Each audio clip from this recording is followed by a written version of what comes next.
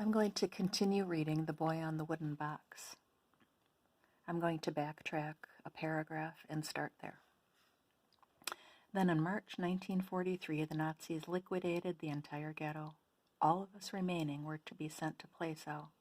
At least that was the rumor. Honestly, I was glad to be leaving, thinking that once again the five of us would be together.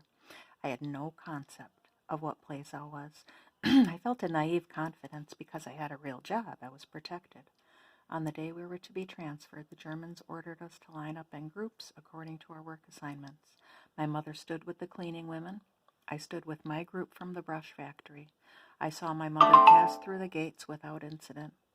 Then my turn came. A guard yanked me out of line. He clearly thought I was too young and too puny to be useful.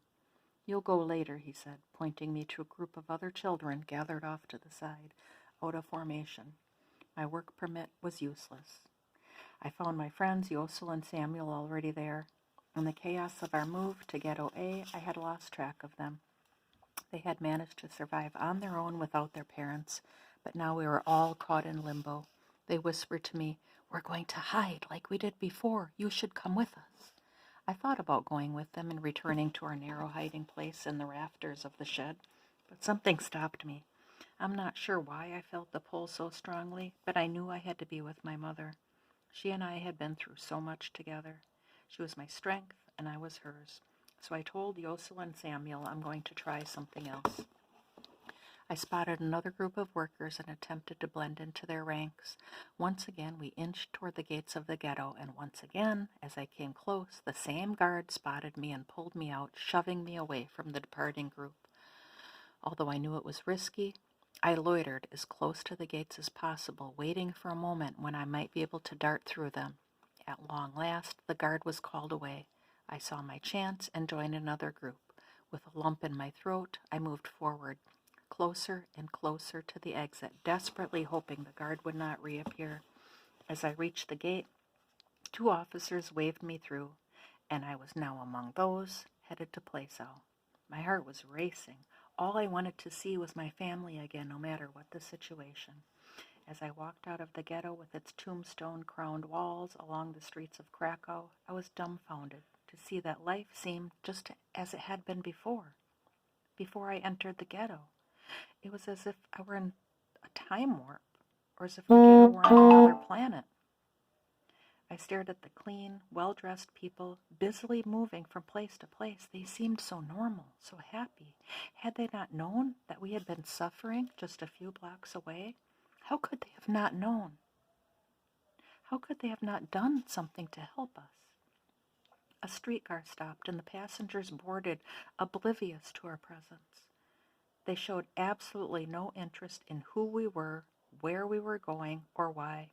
That our misery, confinement, and pain were irrelevant to their lives was simply incomprehensible. As we neared the Plaisow camp a short while later, I was still overjoyed I had succeeded in leaving the ghetto. All that mattered to me was I would be with my family again. As I entered the chaos of Plaisow, I saw before me a world far worse than I ever could have imagined, far worse than I ever thought possible. Stepping through those gates was like arriving at the innermost circle of hell. I'm going to start chapter 7 now. My first impression of Plaisow as hell on earth never changed. I only needed one look to see that this was an entirely foreign place, no matter how difficult life had been in the ghetto. At least outwardly, it had appeared a familiar world. Yes, we were packed like sardines into too few rooms, but those rooms were in normal apartment buildings. There were streets and sidewalks and sounds of a city beyond the walls. Plaisow was an alien world. It was built on 2 Jewish cemeteries that the Nazis desecrated and destroyed. It was barren, dismal, chaotic. Rocks, dirt, barbed wire, ferocious dogs, menacing guards, and acre after acre of drab barracks stretched out as far as I could see. Hundreds of prisoners in threadbare clothing hurried from one work detail to another, threatened by gun-wielding German and Ukrainian guards. The moment I entered the gates of Plaisow, I was convinced I would never leave alive. Immediately the guards divided our group by gender. I shuffled into my assigned barracks on the men's side of the camp.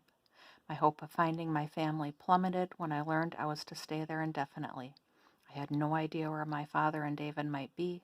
With only my precious thermos bottle, my legacy from Mr. Luftig, and my blanket, I crawled into a narrow wood shelf and laid down.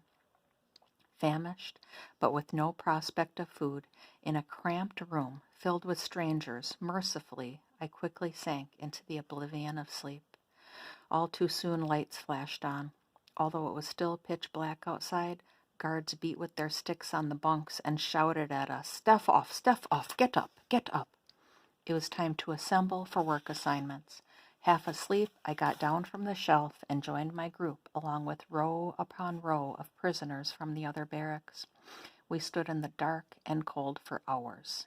We were counted again, randomly abused, verbally, physically, or both, threatened, counted again, and finally assigned to work. The work was both menial and dangerous. Most days I hauled lumber, rocks, and dirt to build more barracks. At the end of the day, we received a pitiful portion of watery soup. Then I returned to my shelf in the barracks for a few hours of restless sleep before beginning the ordeal all over again the next morning. The room where we slept was so crowded that if I left to use the latrine, I would lose my spot. When I returned, I had to elbow my way back into my space. One night, as I stumbled to get back into my bunk, I found my blanket was gone. I had stupidly left it there, and another prisoner, perhaps even colder and more desperate than I, had taken it. I was left to wrap my arms around myself, think of my mother's embrace, and will myself to sleep. Then the miraculous happened. Some of the men who had begun to watch out for me told me where the Schindler Jews had been assigned. I resolved to search until I found my father and David. This was not an easy decision. I had to be alert every second. If I were spotted, I could be killed. But my yearning to see my father and brother overpowered reason. Weak as I was, I stole away, determined to find my father and brother. Finally, totally exhausted, when I thought I would have to abandon my search, I opened one more door. There they were. I never thought of my father and brother as beautiful, but right then I thought they were the most beautiful people I had ever seen. When they recognized me, they were as excited as I was, hardly daring to believe that I had made it out of the ghetto. "We thought you had been deported," David said.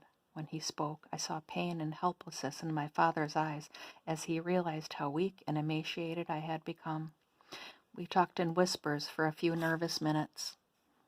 As I left, my father promised he would ask Schindler to hire me. Meanwhile, he cautioned I must stay where I had been assigned and avoid attracting any attention.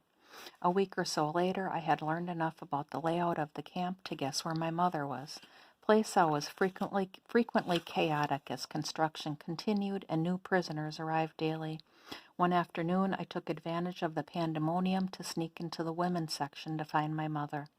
I was so small and thin, my hair was so shaggy, I could pass for a girl. I knew I would be severely punished if I were discovered, yet the danger was worth it if I could find my mother. I admit, on the day, I was just plain lucky. Without too many wrong turns, I found her barracks. She was lying on her wooden shelf. When she saw me, she couldn't believe her eyes. To my disappointment, she seemed more startled than happy. "How did you get here?" she asked. Before I could answer and tell her that I had found my father and brother, she told me, "You can't stay. You have to go."